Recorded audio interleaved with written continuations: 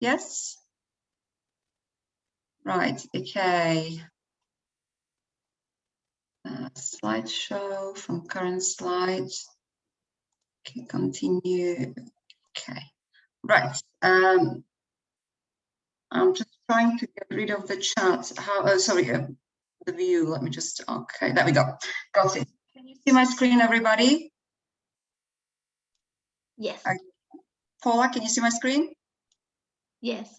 Okay, fabulous. Okay, so well, hello everyone, and welcome to my webinar. I'm really pleased to see you all here, and thank you for taking the time, especially now that we are so very busy with the year 11s. This evening, I would like to also say thank you to Association for Language Learning West Midlands branch for giving me the opportunity to speak to you and share with you my journey of retrieval practice. That has started about a year ago during the first lockdown when I started to research it. I think the main focus obviously today will be on retrieval practice, but I will speak to you briefly also about how our memory works. I will also speak to you about how learning happens, because I think it is important for us as educators to take that into account, but also it is important for our students to understand the concept of how we learn and how our memory works, why we forget things, in order for them to buy into this strategy, because I think it's important that they understand the rationale behind it, because often with retrieval practice, it is much harder than what our students normally like. They like rereading their notes. That's for them, they're studying or revision or highlighting. And retrieval practice is actually much more effortful. I think for them to buy in, it's important that we explain to them why we're doing what we're doing and why we're doing the retrieval practice. I also think it is important for our colleagues, obviously, if we want to embed it and implement it in our department, for them to buy in as well. So I will focus on effective retrieval practice. I will also look at its benefits. I will look at and talk to you about how we have implemented and embedded it in our curriculum, in our lessons. I will also talk to you about some misconceptions that I have come across whilst researching retrieval practice. And I will also show you some examples or share with you some examples of tasks and activities that I regularly use in my lessons. And I will also share any templates should you be interested. There are many on my blog, on my resource page, but if you see anything which is not there and you're interested in, I'm more than happy to share it. I will also mention a few websites to you that I use mainly for retrieval homework. And then at the end, I would like to give you the opportunity in 10-15 minutes to ask any question you have, but also for you to share your experiences and your ideas with retrieval practice. So a little bit about me. As Paula said, I'm a subject leader at Arkwood Academy. I'm also specialist leader for the Salop Teaching School. I am a research lead for my school with a specific focus on retrieval practice. I am GCSE Edexcel examiner, and I'm also a fellow of Chartered College of Teaching. If you are on Twitter, you can find me under Silvia 4. I'm also author of educational blog Frau Bastow MFL, or you can just email me if you're not on social media. You can email me, and I'm more than happy to help should you need my help. Now, I would like to start us off with a very simple task. So if you could go onto the Mentimeter website, the code is displayed. I think Paula's going to put it into chat, but there is also the QR code. And my very simple question to you is, what is your least favorite flavor of crisps? So if I give you a minute or so just to pop some responses, and then we'll take it from there. So if I just show now the Mentimeter website, I'll press present. So you should be able to, oh, okay, I already see some answers coming in. Excellent. Okay.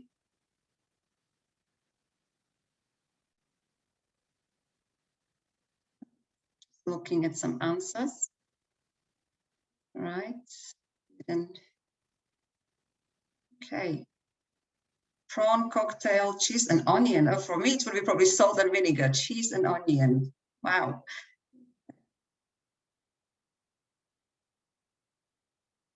Excellent. Any more coming? I think yes. Okay. So if I go back to my slides, still a few answers coming in. So prawn cocktail, cheese and onion, and salt and vinegar seems to be predominantly. For me, it would be, as I said, the salt and vinegar. Okay. Thank you very much. I'm going to go back to my slide. Now, why have I asked you this question? Well, what you have just done, you have just retrieved. We retrieve information in our everyday life all the time. And of course, some of the information is retrieved much easier than the other because it's embedded in our memory. We have accounted the information many times. So it's really effortless to pull it from our long-term memory into our working memory. However, some information obviously is much harder to retrieve, especially if we don't account it often or if we don't rehearse it. So I think it's fair comment to say that the nature of our subject gives students and us plenty of opportunities to recall information, to recall vocabulary. And I'm pretty sure in our teaching times, we have done some kind of a recall with our students. But if I look at what we in my school we've been doing the classic, vocabulary tests or grammar tests every other lesson, where it would be more of a testing we were doing with our students. So there would be a benchmark, usually half mark students have to get, and then if they reach the benchmark, that will be fine, usually would be half of the marks. If not, that will be a consequence. So either come next day and resit your test, or there will be a detention depending on your school's policy. So what we were doing here really was testing, and students were often very anxious about these vocabulary tests. I can't remember how many times I have been asked, Miss, are we having a vocab test today? Are we having a test? And students were quite stressed and anxious about it. And this technique we were using, this testing technique we were using, worked short term. So in a short term retention, our students did well in the vocab test, even the grammar test, because we were usually testing something which was done the lesson before, maybe a couple of lessons before. So when it came to the end of unit test, the results were pretty good. But this retention was really great. It wasn't really great for long-term memory. So when we came to the end of year exam, and we were doing end of year examinations, the results weren't that great. So when we taught something in September, for example, and then we tested it in May next year in end of year assessment, students have forgotten a lot. And it was frustrating for the students, and it was frustrating for us as teachers as well, because we felt like, well, we've covered this, we taught this, why have you forgotten it? You should know it. So this wasn't really working for us. And obviously during the lockdown, I came across retrieval practice. There were quite a few teachers mentioning it and how brilliant it is and how much it supports students' learning and how much it improves their progress in learning as well. So I started to look into retrieval practice, and I started to think about, well, how is it different? How is it different to what we're doing? Because I was convinced, well, we are recalling information, so we are doing retrieval, but what we were actually doing wasn't retrieval, what true retrieval is. So I started to ponder and think about. I came across the comment many times in my teaching time, and that's the comment from students saying, well, my memory is rubbish. I'm really not good at languages. I can't remember things. I forget things very quickly. I can't retain the information. I'm not good. And that led me to think about, okay, well, let's have a look at how our memory works, and maybe let's share that with our students. So I have prepared about 3 or 4 very simple slides just to give them a bit of a visual with such an abstract concept. And I talked to my students about memory, and I said, using your memory shapes your memory. So if you don't use your memory, if you don't practice it, it won't get better. But if you do, it will get better. So I decided to talk a little bit how our memory works. And what you see on the screen is a very basic diagram of human memory. I'm not going to go today into massive great details about different types of memory, declarative and procedural. I just going to go through a very basic format, which I would share with my students. So I talked to my students about environment. I talked to them about the 2 different types of memory we have, working memory and long-term memory. I also talked to them about how closely is memory and learning connected, because one of the biggest or most important factors for learning is memory and having a good memory, which can be trained and can be improved. So what did I talk to my students about? I talked to them about forgetting.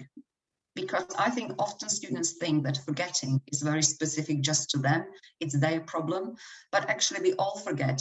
If we don't practice, if we don't rehearse something, we forget it. So I talked to them about Ebbinghaus, you know, German psychologist who really was a pioneer in looking at memory and the learning curve.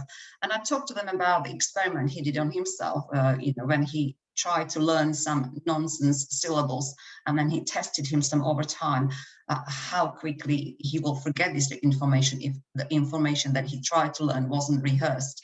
And they were quite shocked when they saw the forgetting curve, how quickly we forget things, that it is almost, you know, minutes, hours after we've learned something, a lot of it gets forgotten if it is not revisited, if it's not rehearsed. So I talked to them about the importance of environment, because obviously environment, it's the classroom for us, and ensuring that we have to have high levels of focus and concentration, that students need to concentrate in order to be able to absorb what we're trying to teach them. I talked to them about study habits, having good study habits, but also I told them that it is my job as a teacher to make sure that I don't overload them. So I given them the analogy of, you know, classic bottle with a narrow neck. I said to them, well, what would happen if I decided to pour water into this bottle very quickly? And we all came to the conclusion, yes, it will overspill. So I said, well, my job is to break things down for you to make sure that your memory, that you don't get overwhelmed, because when you get overwhelmed, you will shut down and you will stop listening. It's just too much. So we have to pace ourselves as well and ensure that we chunk things and that we don't introduce too much at once. So thinking about content is really important. Then I talked to them about working memory, which is the memory life, that in the moment, that's where we process what comes in the first instance. And obviously, I didn't talk to them in details about phonological loop and visual spatial sketch part and episodic buffer. That's, as I said, probably another webinar in its on its own. But I talked to them about that the working memory is extremely limited. So it's a cognitive system, so to do with learning, but it's very, very limited and can hold only on average about 5 chunks of information. Now, in the literature, you will find span from anywhere 3 to 7, in some cases even 9 chunks, but that's specific to an individual. And obviously, we can hold this information in our working memory only temporarily. So if it's not rehearsed within 18 to 30 seconds, it gets forgotten. So this is where we process our information or the knowledge, and we're hoping that this process then will store it in our long-term memory. So again, we have to be careful with the cognitive overload, because that leads to information loss. So if it's too much, students shut down and they just won't be able to retain anything. So small steps are essential, but also we have to make sure, because working memory builds on previous knowledge, it is good to have, when we do, for example, retrieval, to have something which we can link to the new we're introducing. So finding links makes learning easier as well, and retention easier. And I talked to them about long-term memory, which I told them, imagine like this massive big warehouse, which is limitless. There is, you know, there is so much space, it's never ending. And that's where we store our knowledge. It's unlimited, it's got unlimited capacity. We hold information in schemas. So any concepts, any knowledge, we link together and we build into schemas. And that's where we're trying to, and we can retrieve information back to working memory when we need it. So that's what we're trying to achieve. We're trying to achieve that what we learn gets embedded in long-term memory. So through the rehearsal and through the retrieval practice, it will become then easier to retrieve it, because we have revisited so many times that it becomes almost automatic, or that's what we're aiming for. So I think it's important to talk to our students about this. Now, I also want to point out that, you know, there is a difference between working and short-term memory. Short-term memory refers to, you know, store a place where we store our information, where working memory is where we store but also manipulate the information. So there is a slight difference in them. So it's not exactly the same. I have then also spoken to my students about learning, and that it is complex. It is not easy. Some of us learn things faster because it's very individual. Some of us need a little bit more time, but it's perfectly natural as well. So I talked about the 3 stages of learning. Encoding, which is basically our input. And I think often in the past, even I focused too much on input too much on content. And I think that's sometimes the problem with our curriculum design as well, because we have so much content to cover and the pressure that we focusing, oh, I need to cover this, so I need to teach this.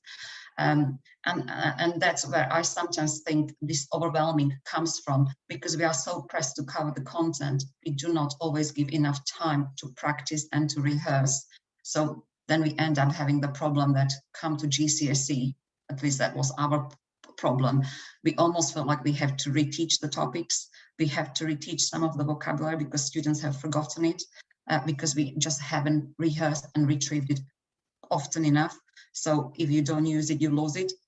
So once obviously we encode knowledge, information that can absorb, and we are hoping to store it.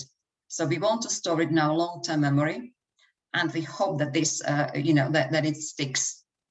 So obviously, if we want information to stick, we need to focus on the retrieval stage, not on the encoding stage, okay? And we also have to realize, or the students have to realize, that just because I know something, that doesn't mean that I remember it. I've given my students an example, for example, driving a car. I drive to work every day. I know the route inside out because I have done it so many times. Often I don't even realize that I actually arrived at school or at home because it's automatic. Yes, I pay attention to the road, but I don't do anything consciously. Where if I have, let's say, a meeting somewhere else in another school and I don't know the route, it's a completely different situation.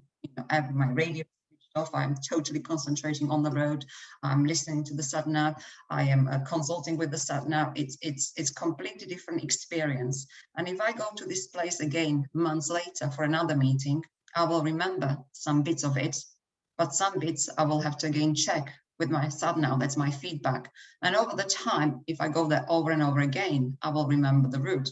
So I've given my students that analogy so they can relate to it, what I'm talking about. But also it's important that we realize, or students realize, that just because I've seen something, it doesn't mean I know it. And this is where our students think when they read their notes, and that's their homework, that's their revision.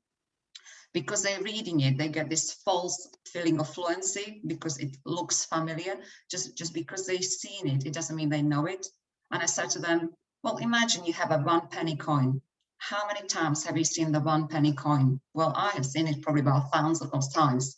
But if you ask me now on this very spot to draw it from memory, to draw exactly what writing is there, where is it, whether there is a picture and which way is the picture facing, I wouldn't be able to do that. So just because we have seen something, that doesn't mean that we know it. So the main focus, if we want for information to stick, is really to focus on the retrieval, and that's the output.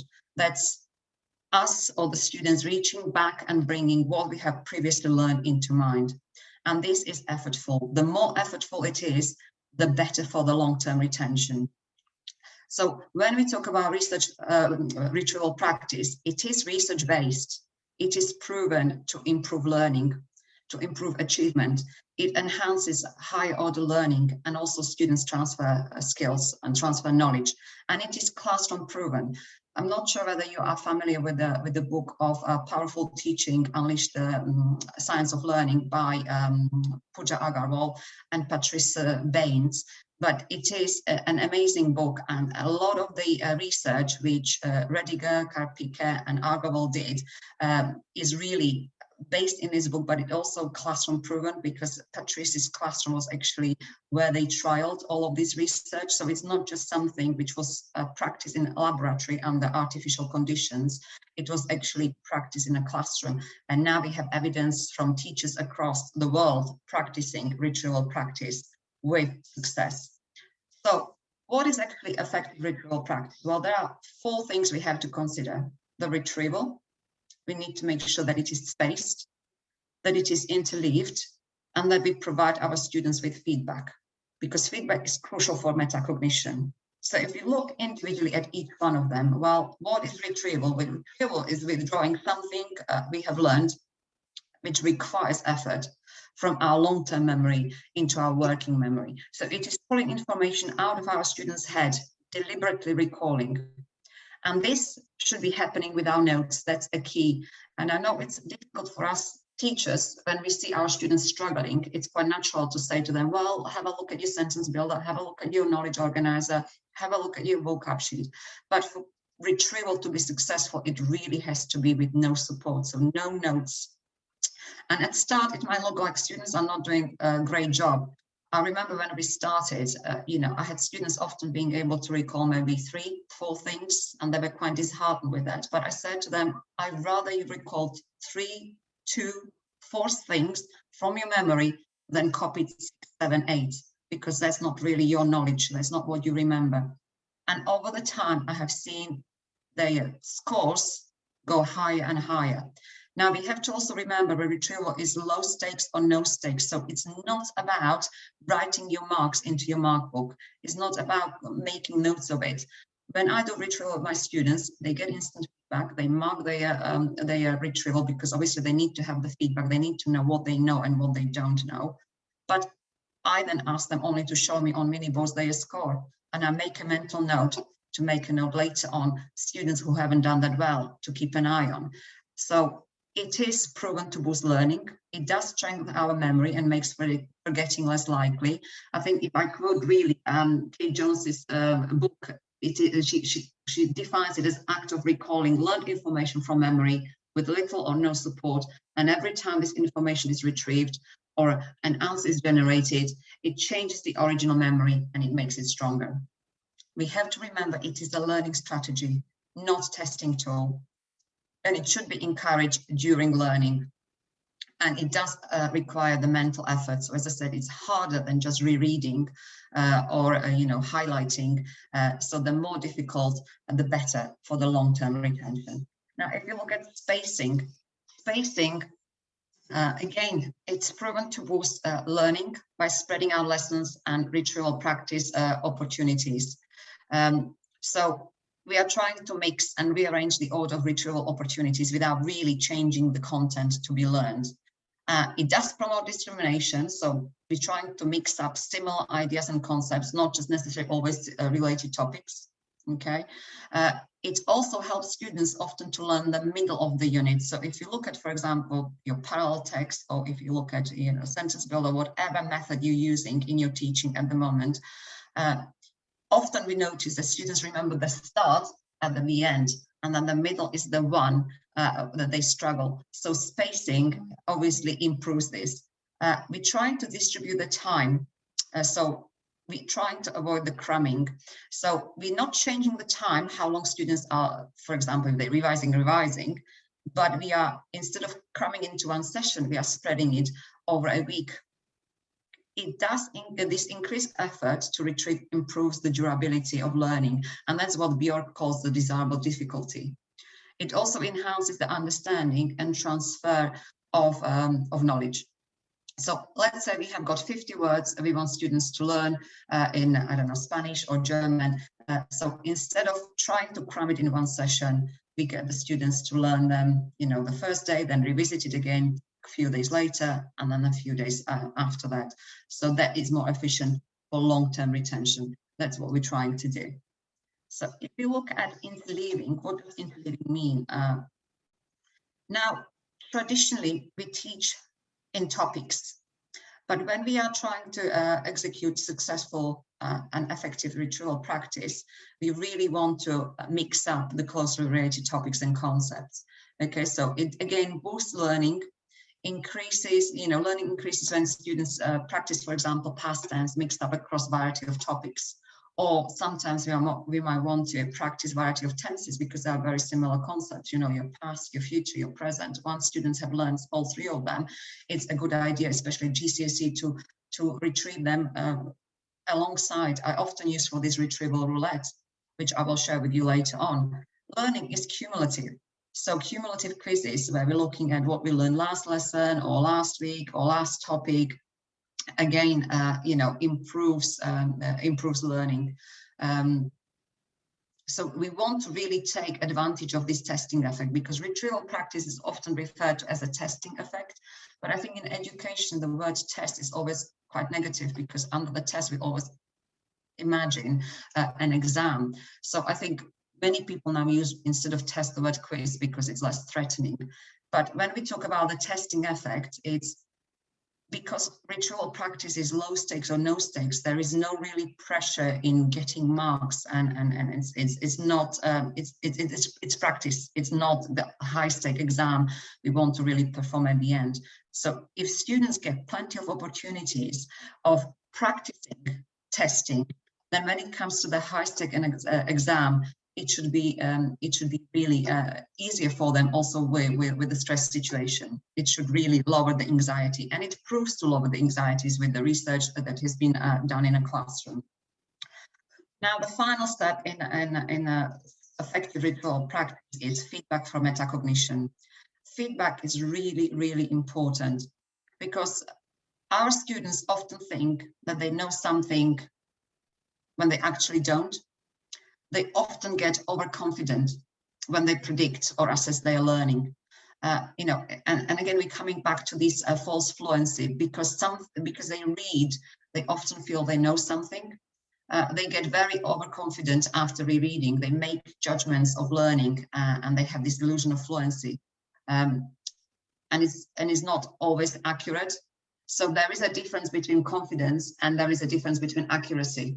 So often they think, because I've studied for hours, I know something. They think I'm going to do really well on the test, but they don't. So feedback, once we completed retrieval task, boosts learning because it provides the student with the opportunity to know what they know and what they don't know, and that they increase, obviously, this increasing their metacognition and their understanding of their own learning progress. But it also benefits us as teachers because then we can see whether we need to adjust our lesson plan, whether there is something all students struggle with and we need to maybe reteach it.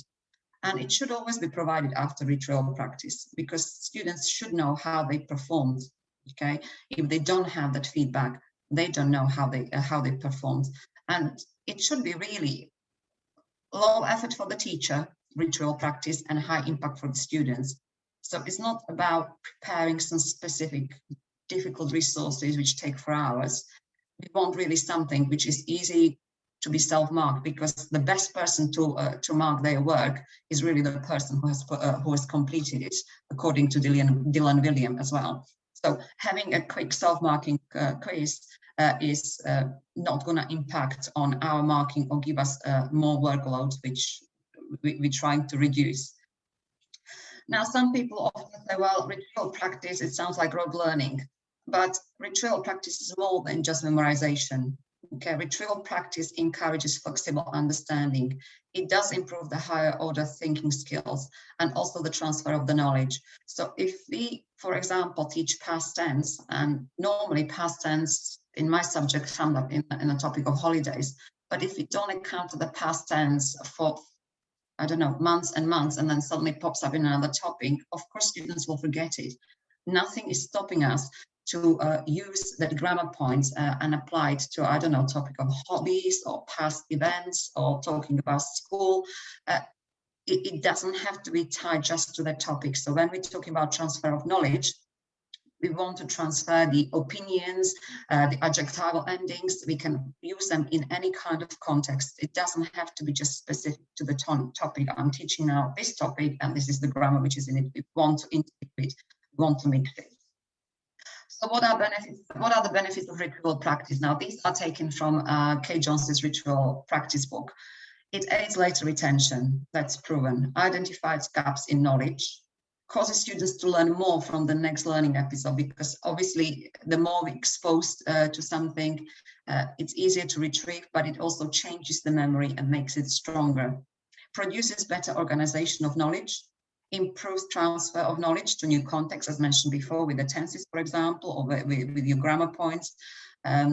It facilitates retrieval of material that wasn't tested. So often students recall things we're not even asking them to recall. Okay, if they do things like a brain dump, which we're going to talk later on about, it's really what they can recall. It's not specific. Often retrieval can be very open-ended, so that might not be a right or wrong answer if we have open-ended question.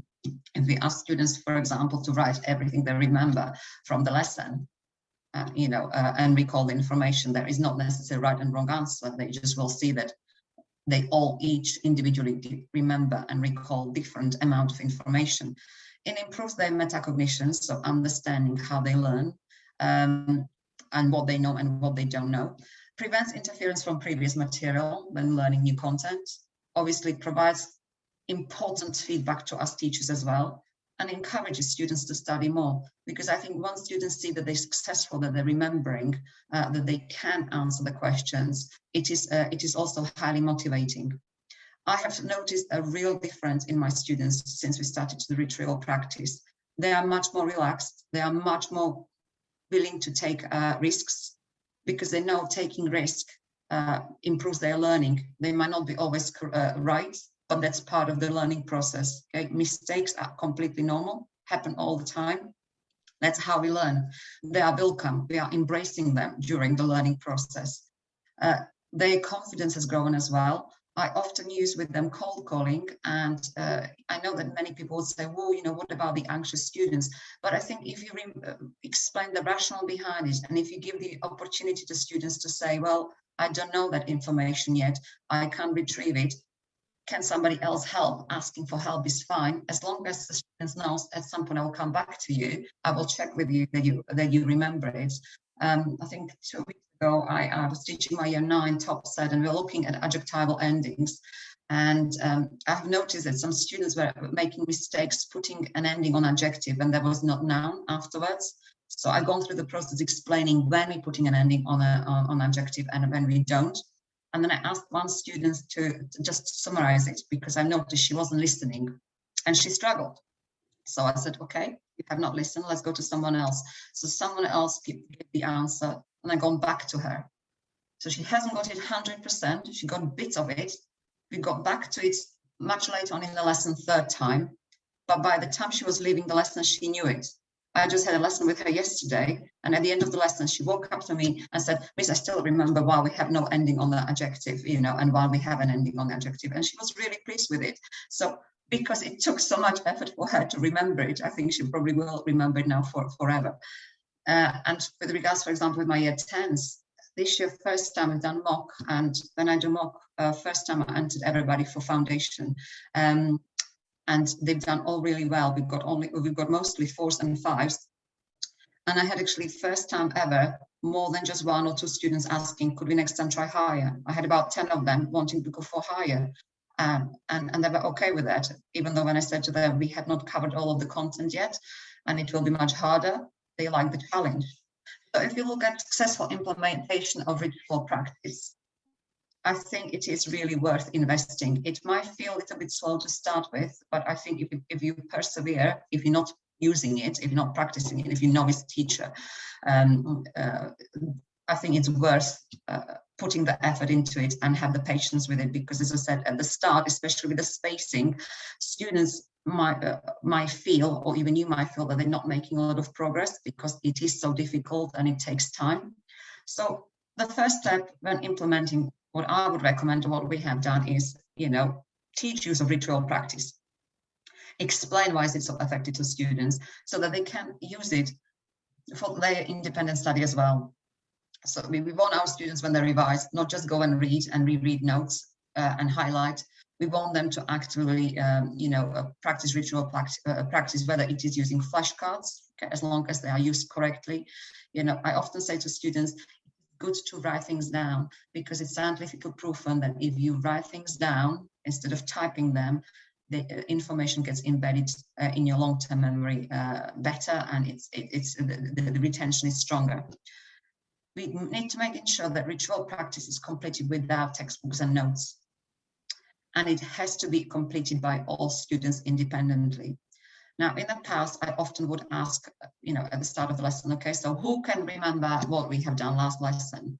Now, if we ask this question, we have to realize that by asking who, we will have only one student retrieving, and the rest of the class will be listening, maybe restudying. So they won't be actively retrieving themselves. They will be listening to someone else.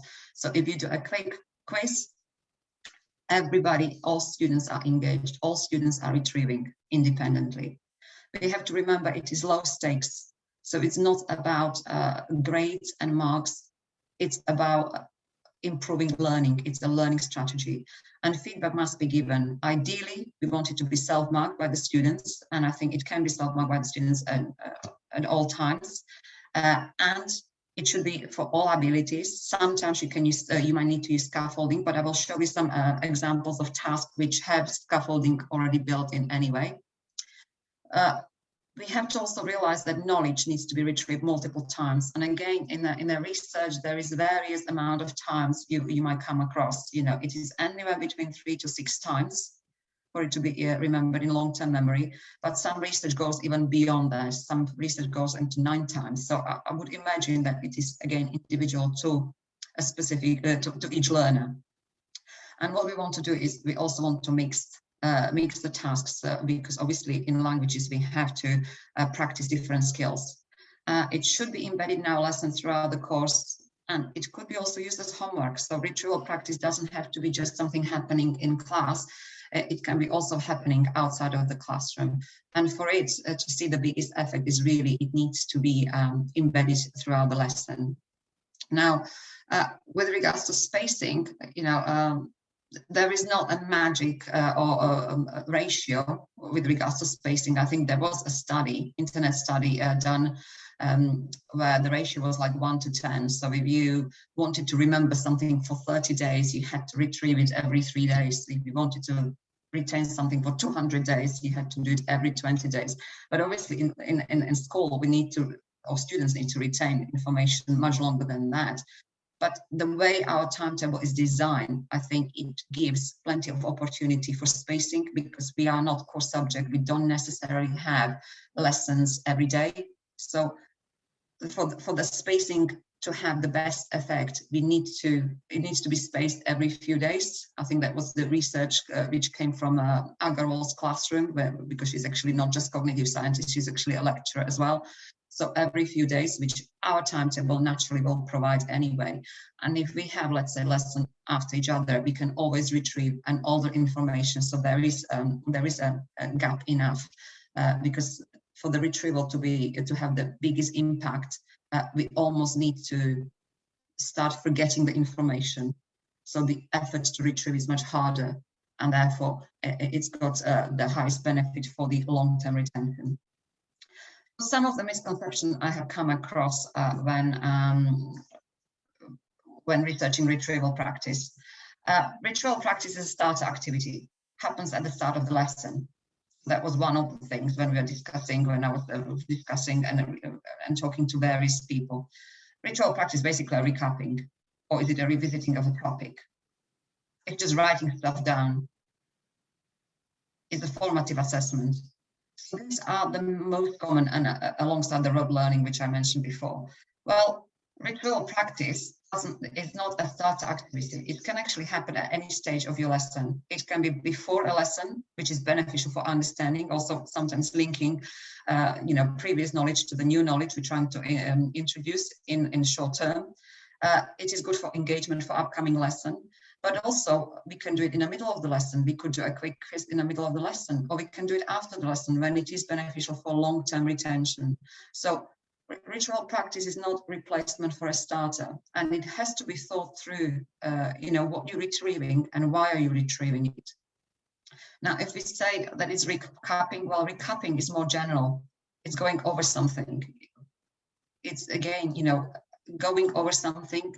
Is it restudying again? Retrieving is putting a conscious effort or trying to remember it, trying to pull it out of our long-term memory into our working memory. Again, revisiting of a topic, it's restudying, and it's not as effective as retrieval. Writing stuff down. Well, retrieval practice is a mental action. It is effortful, or it should be effortful, and it's not a specific type of activity. It can be done in many ways. I often do a retrieval which is spoken, because I ask students questions and they speak, so it doesn't have to be necessarily writing things down. It could be verbal as well, and it is not formative assessment either. I mean, if we talk about assessments, well, formative assessment for me is checking and monitoring of progress. So if I made the analogy, let's say, to making a meal, cooking a dish, for me that would be like checking the progress of the dish. Okay, is it cooked, or if it's a cake, is it baked through? So that will be formative assessment. Well, summative assessment is again what students have learned, be checking and be using various forms of measurement for it. So if we talk about the analogy to the dish, to the cake, it will be enjoying the dish once it's ready, and looking at how it could be improved, how it could be, what could we have done differently when we were making the dish, you know, more salt, less pepper. When we talk about retrieval practice for me, if I'm using the analogy of the cooking, is the chopping of the ingredients, the measuring of the ingredients, the mixing it together. It's the stage where mistakes are welcome, we embracing them, and challenges are good. So that's how I would probably explain the difference between what formative summative assessment is and what retrieval practice is. Well, if you look at some of the strategies or some of the examples of the tasks that I use, as you can see, there will be quite a few of them because I do like to vary the diet, but you can stick to 3, 4 you do regularly. You don't have to worry too much that students will be bored, because remember, students have lots of different lessons throughout the day. They have lots of different experiences. So one of my very favorite one is retrieval roulette, which is the one you can see on the left at the top. It is based on a spreadsheet, which was the roulette was designed by Adam Boxer, and then there are various games put in by Mr. Awesome History, and the template you see behind on the screen is actually then adapted by Julia Morris. But I like the retrieval roulette because it's very quick. It's got a formula which generates random quizzes. So every time you click on the F9 button, it will generate a different quiz. And you can introduce any topics you want. So if you have vocabulary on or chunks, I use chunks because I use sentence builders. I use the Conti EPI methodology, but I know many people use parallel text and different styles of delivery. It will generate a quiz, and then you have a quick answer in there. It's quick, 5-10, it's activity. Students are used to it. Retrieval grids is where you can see the scaffolding as well. So where I talked about, differentiation, you've got questions, whether it is translation or questions, they are worth different amount of points based on their difficulty. So students can choose what they want to go for, again, based on their ability or based on how confident they feel. Retrieval race, I would probably use with my GCSE classes or my higher achievers. Again, questions and answers, so they can do that in pair as well. And I'm circulating, listening to my students. 5 a day, which is again scaffolded and differentiated, so students can choose various activities or do all of them. Connect 4, another popular one. Cops and robbers, so where students write in the cop section anything they can remember from their they can pull from their own memory on a topic. Then they liaise with a partner and see whether they can rob some more information from them. It is similar like a brain dump, basically dumping as much information from the brain about the specific topic. Okay, so it's again low effort for the teacher, but it's high impact for the student. Retrieval pyramids, again, it's scaffolded because you go from the bottom to the top. So the lower questions are the easier because they will be the most recent. And then as you go to the top, it will be going from the previous units. Retrieval clocks, rewind and retrieve, again, when you're looking at last lesson, last topic, or last term. Retrieval questions, similar like the retrieval race, but this one is scaffolded, as you can see, because again, it's various different points. Vocab chase, again, it's scaffolded because students can choose which bit they do, but often they will challenge themselves and they will go for the harder tasks. The linking knowledge, which I actually seen, I think it was posted by somebody who teaches science, and I thought, oh, I quite like that. So there is a noun and there is a verb, for example, and students make sentences. I leave it quite open what tense I use. Sometimes I might want to specify it, but many of these templates you see, they were collated by learning linguists, but many of them were also shared on Twitter and social media by other subjects, which I thought, I quite like the idea, it could work for languages. Roll of the dice, again, with either question or you just got the first letter to make it a little bit simple. Boggle, Retrieval placemats, they're again very similar to Retrieval, to brain dumps, for example.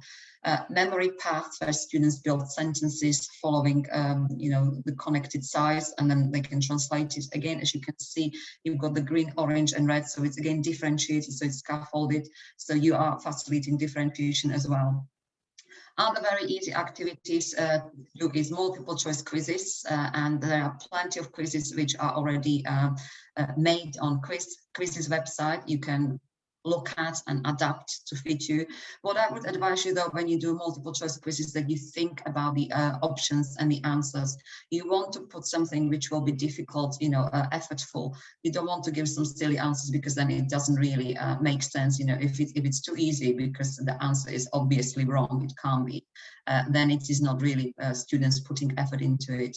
So like you see on the screen, you've got past participle for played, so they are very similar. So there's students really need to know the correct answer. Okay, I could have given them a noun, for example, which students would know in German is written in capital letters, so they would know straight away it's not that one. So just thinking about how you design your multiple choice quizzes.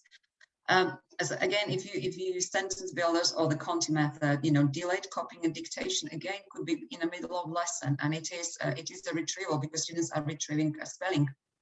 For example, I trialed the Cornell notes with my GCSE classes, which worked quite well. Again, similar, like a brain dump, but it is laid out slightly differently. So they have the vocabulary, then they make some sentences, then they look at any grammar points in their summary at the bottom. I wrote a post on it on my blog, so if you want to have a little bit more read about Cornell notes, you can read that. You can have a look there. Some of the websites I use. These are mainly for homework. So I do set regular retrieval homework, because I do believe that homework needs to be purposeful and meaningful. It's not a ticking exercise. I just said homework because it's schools policy. I want my students to come to my lesson. They are prepared, they rehearsed, and then we can just carry on and progress in our lessons. So I use Quizlet often for homework, for learning homework. It's great because there's lots of activities and games students can take first, and then they have to test themselves. It is also self-marking, so I don't have to mark the homework. I just set to my students a benchmark. So I say to them, you have to get 70%, 80%, 90%, depending on the ability of the class. And then they have to send me a screenshot with the clear background of the quiz set as proof of completion. Now, I would suggest that you do say to your students, can you please, when you do your screenshots, ensure that I can see the set in the background, because I had few times just cropped image of 80% or 75%. So I said to my students, well, this could be a screenshot from October. You're sending me around the clock every time we have homework. So I want to see the set in the background as well, because, students can be inventive. 3PT is another one, flashcards, randomized, manipulative quizzes, matching games. Probably many of you know this and probably use it as well. Carousel learning is another one, which is pretty good. I use for homework because we don't have access to devices. Our students don't have their own devices, so with technology, it's a little bit difficult for us. So I tend to set them for homework. There is a great video by Jane Bassnett, explaining how to set it up, how to allocate it to classes. If you have vocabulary on spreadsheet, it's really simple copy and paste job. The same with the retrieval roulette. If anybody's interested in the retrieval roulette, again, I think Jane shared a link to a Padlet. I could find out later on for you if you're interested. And I know that people put in their spreadsheets in there for Spanish, French, German as well. So if you wanted to use the retrieval roulette, there are templates on my blog for German, but I know that on the Padlet there is a lot for French and Spanish. So it's that easy copy and paste job. Learning apps, again, excellent activities, closed text matching pairs. Other useful websites I regularly use for homework is Quizzes. As I mentioned, there is a lot of quizzes already pre-made, so you can just look at them, copy them, and then adapt them for your classes. Wordwall is another one which I quite like. Spiral HC I used a lot during the remote learning. Again, Quickfire Lite, Zero Prep. Quickfire Lite, you have to think about your questions beforehand. But again, this is something where you can have devices in a class, and I know that not every school has the luxury of students having their own devices, so that might be a little bit trickier.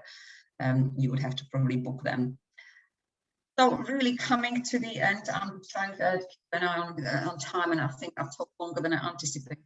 So as you look, you know, Ebbinghaus, Rosenstein. I mean, Rosenstein, we had Rosenstein pretty much every school now with their CPD, but even there it's quoted recalling previously learned material, strengthening the ability to recall in the future. So there is a lot of evidence of the benefits of retrieval practice if done properly. It is not just a fad.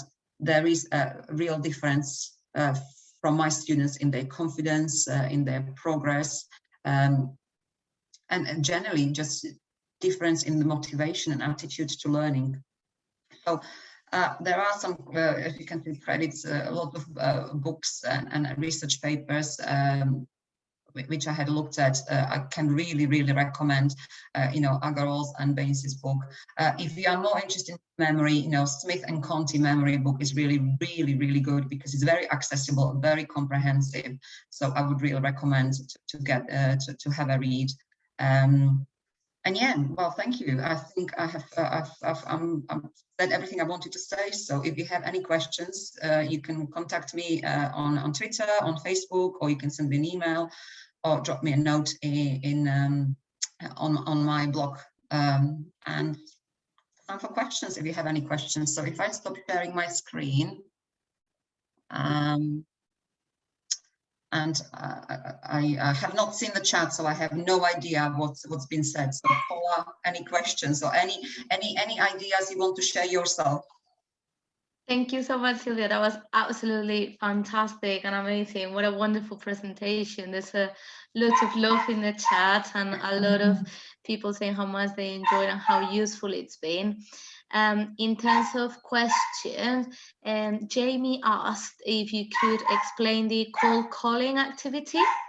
Right, cold calling, the way I do it, you know, cold calling is when you ask students not to put their hands up and you choose students you want to answer. So often we have the same students putting hands up all the time and often taking over the class. So as long as you explain that why are you cold calling, that you want everybody to contribute and you also want everybody to listen, because often we have some students who will kind of like hide because you know you have not call them, or you will call someone who constantly puts their hand up. So as long as you say to them, this is why I'm doing it, I want everybody's participation, you have to listen, and you say to them, if you don't know the answer, it's perfectly fine to say, I don't know yet.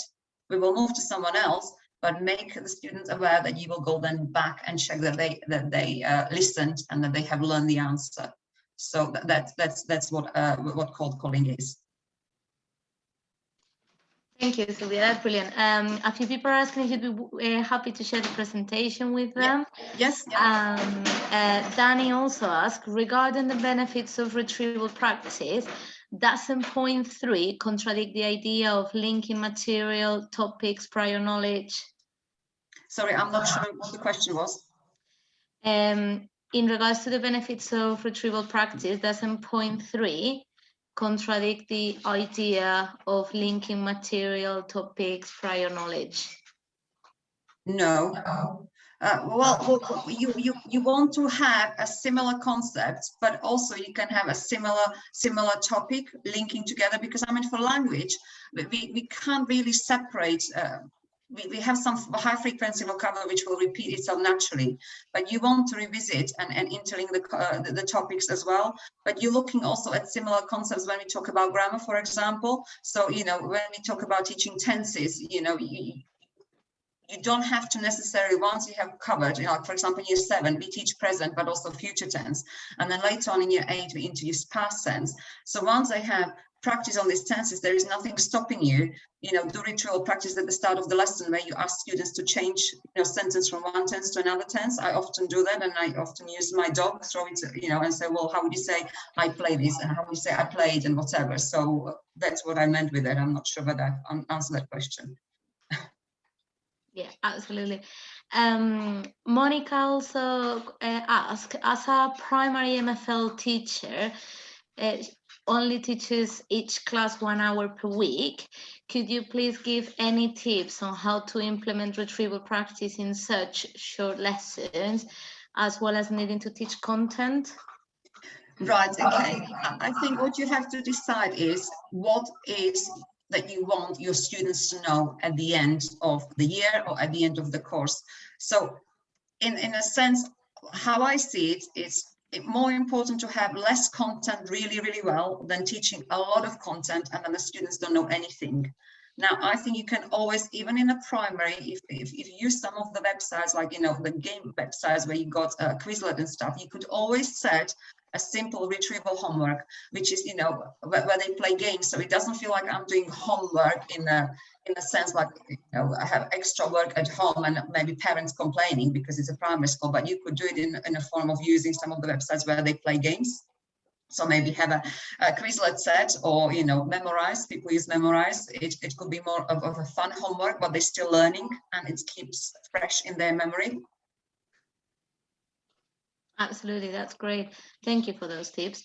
Beverly has asked if there are templates of the activities. I've referred them to your blog and suggested there's a few of the templates available there, but is there anywhere where they could find the templates of the tasks? I have, there is loads of them on my blog, on my resource page, but if there is anything specific which they can't find there, because I can't, to be honest with you, remember how many I put on there, but quite a few I put on there. If there is a specific template that they liked, if they message me either via, as I say, Facebook, Twitter, or I'll pop my email address onto the presentation. So I will send you the presentation so you can distribute to the people.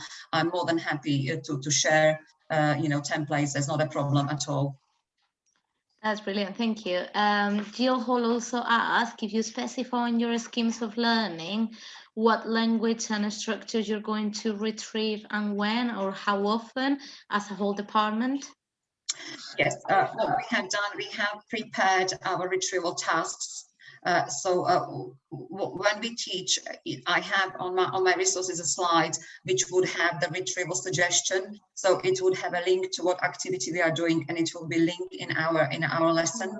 So what lesson we're presenting. But I also like my staff to have the autonomy if they want to try something different. So there is a guidance they can use, which I have made. But they have the free will, you know, if they want to adapt things. But it also depends on a class, because if teacher discovers that, you know, students are struggling with this because they have picked class from previous year, and, you know, that they might have been a teacher absence or whatever, I think it needs to be flexible, that they can then adapt it, because I think the point of the retrieval is that you look at what the students know and don't know, not just for themselves, but for you as a teacher. So that might be a time that you have to adapt it. But as I said, one of the reasons I like the retrieval ruler, because once you put it, it might be a little bit of work to start with when you put your information in there, but then you reuse it over and over again, and you can pinpoint bits and pieces in the unit or previous unit students did not know. But I think it's important, you know, to let staff also to make the decisions for themselves depending on their class. That's great. Thank you so much. I think in terms of questions, that was the main questions that came up from the chat. There is a lot of lovely comments for you, so I will make a copy of the chat, but everyone's saying how brilliant the presentation has been, how much they have enjoyed. Many people eager to share the recording with the departments, and there were also a few people saying how much they loved your blog. So thank you so much for your time. Thank you very much. I really appreciate it. I just hope I haven't, you know, ended up going too much in when you listen to your slide. We'll have to listen to myself really, but I hope it was informative and useful for people. It was absolutely fantastic, and it's lovely that all the ideas are thoroughly based on research-based practice and what's impactful teaching, and I think we'll really appreciate that. So thank you. To be honest, it doesn't have to be very complicated. It can be that simple, you know, like I often do at the end of the lesson. Sometimes I don't do it at the start. At the end of the lesson, okay, do a brain dump. What do you remember what we've been doing today? Or it could be the start of the lesson, okay, I want you to think about the last sentence builder. Can you write as much as you can remember? And it could be words, it could be sentences. You know, it's up to the student, but they do actually take to it. They take it quite, you know, some of them becoming quite competitive with it. Oh, how much have you written? How much have you written? So it brings fruits over time. Absolutely, thank you. Peggy was asking if you would be happy to share contact details again. Yeah, as I said, if I send you the copy of the presentation, it's all in there. So, you know, if you attach it to when you send email to people with recording, that's perfect, absolutely fine. Fantastic. I will be sending possibly tomorrow an email out with a follow-up and the link to the recording and the presentation that Silvia's kindly offering to share. But thank you so much, everyone. It was fantastic to have so many of you joining us tonight. Really excited, and I really hope we see you again very soon in future events. Thank you very much. Thank you. Thank you so much. Muchas gracias. Thank you. Thank you very much. Bye. Have a lovely evening, everyone.